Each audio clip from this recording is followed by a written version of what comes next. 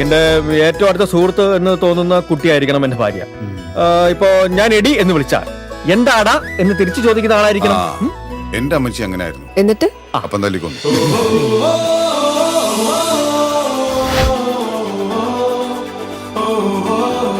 തന്നെപ്പോഴൊരു കൂട്ടുകാരൻ എനിക്ക് പണ്ടേ ഉണ്ടായിരുന്നെങ്കിൽ എന്റെ കല്യാണം പണ്ടേ നടന്നു പോയി. കല്യാണോ? നീ മിനിമം ഒരു 1/2 ഡസൻ കുട്ടികളുടെ അച്ഛനായേനെ.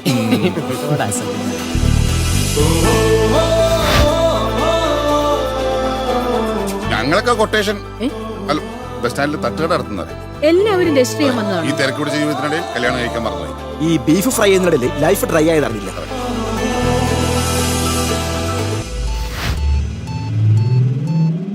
എടോ, അതിനിവിടെ ആണുങ്ങൾക്കും പെണ്ണുങ്ങൾക്കും വെവ്വേറെ ഡോർമെട്രിയാ. അത് നന്നായി. ഇല്ലെങ്കിൽ കല്യാണത്തിന് മുമ്പ് ഇവിടെ നഴ്സറി സ്കൂൾ തുടങ്ങേണ്ടി വന്നേനെ. അച്ഛാ, ഞാൻ ബ്രിട്ടീഷുകാരനല്ല സത്യാഗ്രഹം ചെയ്ത് തോപ്പിക്കാൻ. ഇസ്ലാം കാര്യങ്ങൾ എത്ര? എന്താ ഇസ്ലാം കാര്യങ്ങൾ എത്ര? ഓപ്ഷൻസ് തരാവോ? എന്ത്? എന്തോ പ്രാർത്ഥിച്ച് ഒന്നും 2 ലാർജ് അടിക്കണം സങ്കല്പിച്ച.